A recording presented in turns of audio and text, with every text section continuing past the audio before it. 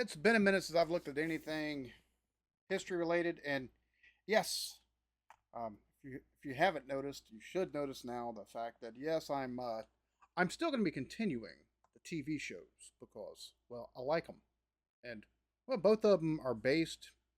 Well, one of them's based around the UK. The other one, well, the UK gets invaded. So I mean, it all checks out. The UK is still involved. But yeah, we're kind of going back to the basics a little bit. Um, I'm just I'm gonna try to take and I've hired an editor. There we go. I've hired an editor, so uh, things are gonna be a little more consistent around here. My workload won't be as large as far as the shows are concerned, and even some of these smaller edits, which is nice because it frees me up to take and actually just focus on the recording aspect of things and uploading to my Patreon and then uploading to YouTube without having as many edits um, or having as much stuff to edit. So, yeah, there's that. Um, this go around, we'll be looking at the Legless Ace, true story of Douglas Bader, famous RAF fighter pilot. I like learning about people. I like taking and learning about history. We are definitely going to be taking and looking at more history related stuff as we go forward. It's one of the things I feel like I neglected for, and I think that might be one of the reasons why the numbers started taking going down because I focused so heavily on comedy there for a while that I didn't really change stuff up. And while it's nice to laugh, that can't be all that happens is laughter because after a while it's the samey, samey, samey, and well, people just stop tuning in because it's the same shit every day. So, that being said, let's get into this, shall we? The legendary aces of World War II were certainly some of the most incredible men in the history of modern warfare. But one man in particular outshines the others due to the incredible adversity that he was forced to overcome. Is this kind of looks computer generated, which is fine if it is because you use what you can to take and bring your point across, but it just kind of looks realistic, but at the same point in time, it looks some that's a little bit computer. So After losing his legs in a flight accident, Douglas Bader would become one of the most famous pilots in and again, me with my bad pronunciation. Okay, so Douglas Bader. losing his legs in a flight accident, Douglas Bader would become one of the most famous pilots in the history of the Royal Air Force. In this video, we will dive into the famous story of the man who, despite his disability, shot down over 20 German aircraft and became an icon among his fellow RAF pilots. In addition, we will relive his final mission where his Spitfire was cut in half, forcing him to bail out over German territory and the unusual experience as a POW that would follow. Enjoy. Oh wow. So definitely a certified badass. Having taken which is World War II. I think most people that served in World War II just the fact that they did what had to be done. There's a lot of folks that these days shy away from doing things that are necessary. Um, so, all right, cool. Sir Douglas Bader was born in London in 1910. He would join the RAF at the Royal Air Force College and in 1929 was commissioned as a pilot officer in the 23 Squadron of the RAF in Kinley. He began to earn a reputation as a daredevil during his training, typically flying biplanes that were fast for the time but had directional stability problems for the kind of stunts that Bader would perform. The higher-ups enforced strict rules that forbade unauthorized aerobatics of any kind below 2,000 feet, which he frequently ignored. Bader's early years as a pilot were marked with success. He defended his unit's title for the Hendon Air Show Pairs event and won the 1931 title with Harry Day. Eager to win it again the following year, he began to train for the next.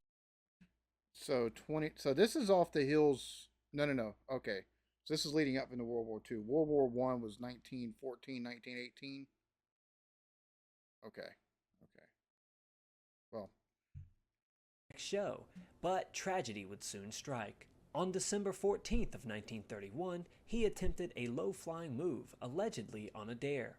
As his plane dove to the ground for an aerobatic maneuver, the tip of the left wing teetered too close and made contact with the earth. The plane violently crashed and Bader received severe and horrible injuries.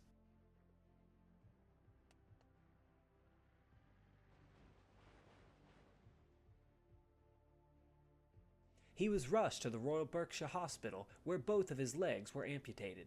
The next few months of his recovery were excruciating and painful for Bada, as he pushed through, determined to regain the abilities that he had before the accident.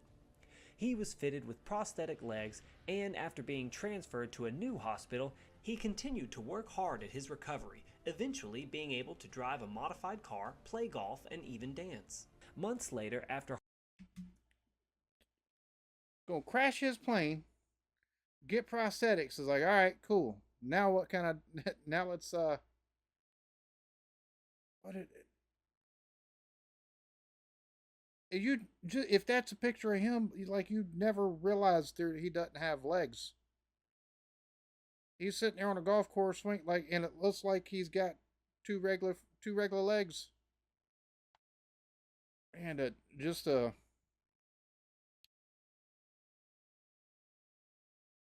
will and determination that some people have is just absolutely stunning. hard work and training, Bada believed that he was ready to fly again.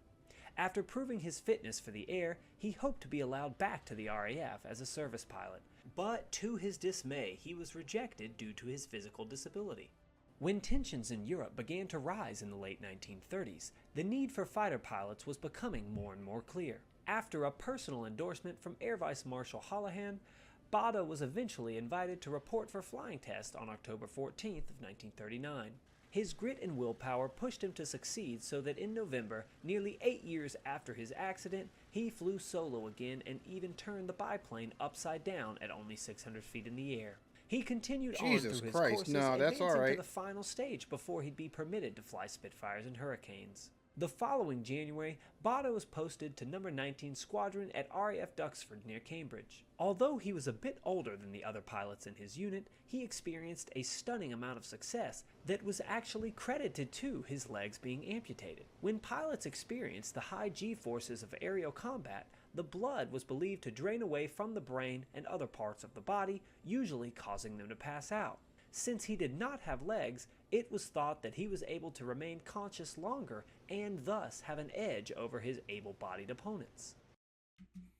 So, what's seen as a physical liability becomes a strength while he's up there in the sky, because the turns and the different maneuvers they've got to do, especially at the speeds that the Spitfires were doing, and the G forces put on the body, like the way that it compresses and pushes blood flow. The rest of them are having those momentary moments of blackout, or to where once it's out of its turn or it's that maneuver, it coming back, and that's pretty freaking badass. It's pretty freaking cool. The fact that limitation give him that proverbial leg up. I'm sure that's yeah, that's pretty stinking. I wonder how the rest of the pilots felt about that, because you got to think, they're sitting there and they're doing everything, and they're having to take and deal with all the effects. Why, for him, it doesn't affect him as much, and he's older, so you're older than the other pilots that are around you. So that had, bro. Over the next few months, Bada practiced flying in formation and other air tactics, often performing patrols over convoys at sea. He was eventually appointed to a flight commander in the 222nd Squadron of the RAF, and experienced his first combat shortly after. On June of 1940, Bada was patrolling near the coast of Dunkirk, around 3,000 feet in the air, where he discovered a Messerschmitt Bf-109 going in the same direction. Bada destroyed the plane by launching several bursts of gunfire, shooting it down for his first aerial victory. He suspected that it was a novice pilot due to the fact that it did little to maneuver, even though it was being fired upon. On his next patrol, just 4 days later, he also received credit for damaging an HE-111. After the operations in Dunkirk were over, Bada was moved to No. 242 Squadron of the RAF as their squadron leader, now flying Hawker Hurricanes. The primarily Canadian squadron resisted him as their leader, due in part to the low morale that they were experiencing after suffering high casualties in the Battle of France. But Bada eventually wore them down with his attitude and tenacity, and soon after, the squadron was back in top shape, becoming fully operational on July 9th of 1940, the day before the Battle of Britain began. Bader and his squadron received their first victory on July 11th after gunning down a twin-engine German plane. He spotted the aircraft from about 600 yards away in dense clouds and closed the gap to 250 yards, firing 2 bursts into the aircraft and sending it crashing into the sea. On August 17th, Bader replicated the battle with another German aircraft, this time sending it into the waters near Great Yarmouth. Both I'm gonna be honest with you. Seeing the this computer generation as the narrator's taking and talking about the bringing down the planes and the way it's actually pretty cool taking and seeing the actual, taking and seeing a representation of what he's talking about, and the fact that this cat gets put over this Canadian squadron, and he basically whips them into shape. I mean, granted, the reason why that the morale was low in the first place, taking and suffering losses in previous battles, in a previous battle, it's understandable. But taking and participating in, or being part of the defense of something like the Battle of Britain, and then afterwards taking down planes over England,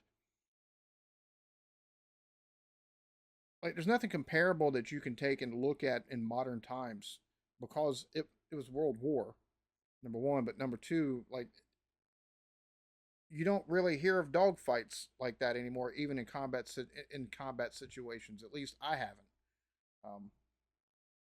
Maybe I need to take and look at more stuff, but the way that they were done then versus how dogfights, I believe, probably happen now because of the speed of planes and how much further due to radar and things of that nature you're able to take and engage an enemy, whether it be with missile, or probably taking and shouting to, taking and radioing ground to air, or air to the ground to air defenses and stuff like that, or forces that might be able to take and help out. Something tells me that the dog fights and the fights that might happen to air these days or in modern times are probably just a wee bit different than what happened during World War II. Both casualties were confirmed by Royal Observer Corps on the ground, and neither of the enemy's planes had any survivors. Later that month, he scored 2 more victories after besting Messerschmitt Bf-110s. Bader's squadron was eventually moved to Duxford again on August 30th, right to where the fighting was heavy. There, the squadron claimed 10 more enemy aircraft victories, Bader taking 2 for himself against 110s and becoming an ace. A week later, on September 7th, he was nearly forced to bail out of his plane after he was badly hit by a Messerschmitt Bf-109. But he was able to maintain control and recover the Hurricane.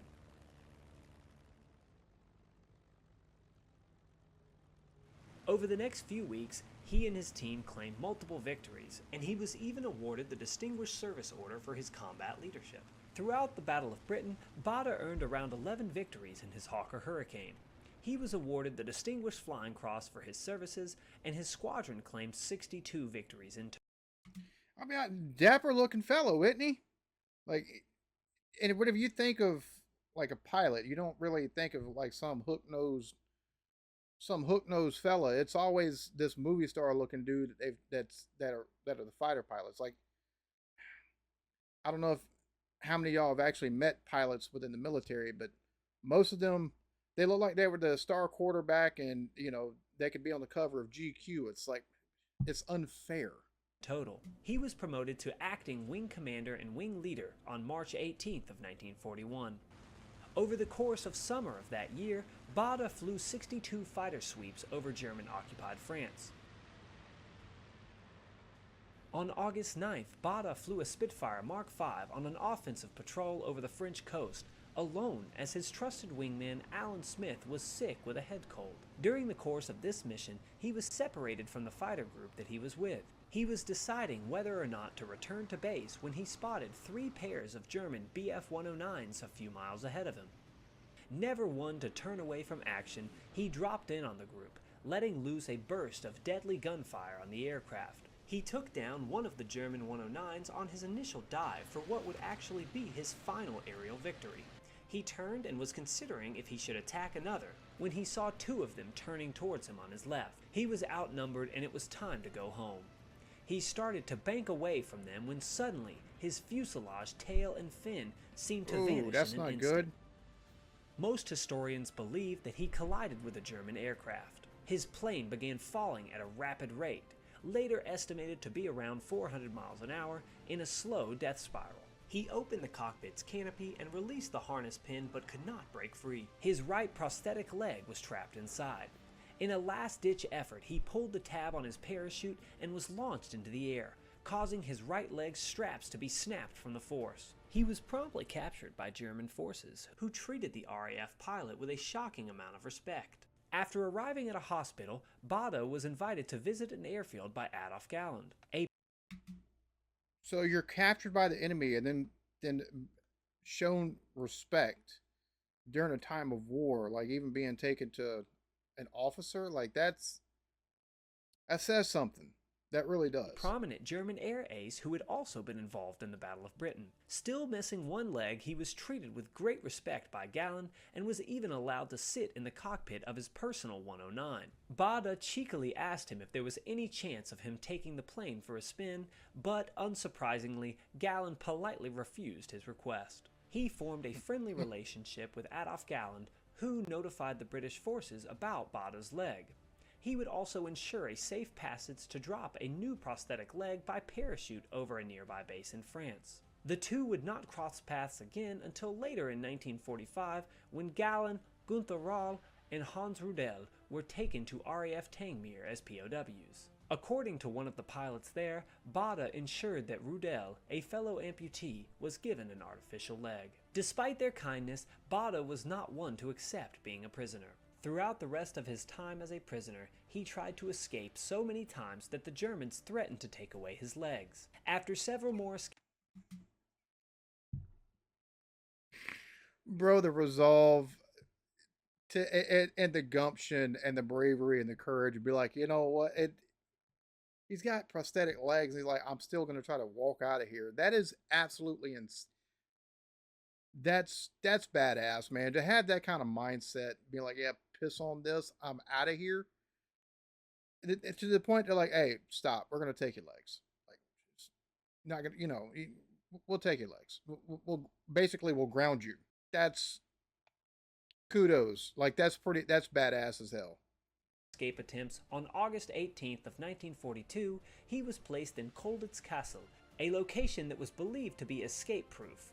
He would remain here until it was liberated on April 15th of 1945 by the 1st United States Army. Once Bada returned to Britain, he eventually retired on July 21st of 1946 with the rank of group captain. For the rest of his life, he would campaign for people with disabilities and shared his own story to prove that a disability did not mean the end. A biography called Reach for the Sky was released in 1954 I've got to find that then. with great success and would later go on to be a film. In June of 1976, Bada was knighted for his services to disabled people at the Queen's birthday honors that year. Over the course of his life, he had a total of 5,744 hours of recorded flight time.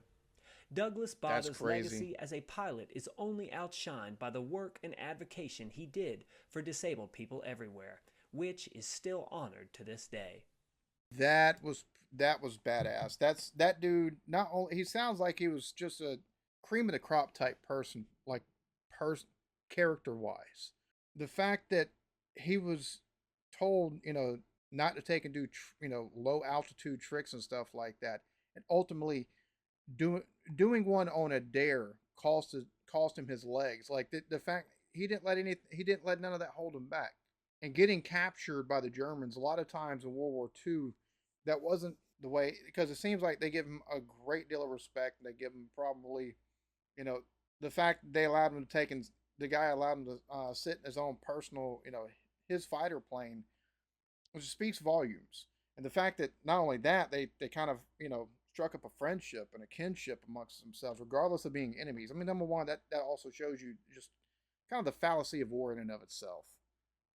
All right, because it's just you're not fighting because you're mad at someone or you want to kill someone. You're fighting someone else's battles for them. So and the fact that those two, struck up a friendship, why he's a POW, and then also later he ensured that, German POWs took and got, if they had amputations, they got prosthetic limb. Dude, just a badass, man. Simple as that. Simple as that. Just a badass. And the fact that after his professional life, as far as his military life is over, he took and give of himself with his foundation. We've got to take and find the movie, and I've got to take and find the book. When I find the movie, I'll react to it. Simple as that. I find the book, I'm gonna take and read it. I might take and check on my Fire tablet to Kindle, see if that's one of the books that are offered. Really awesome video.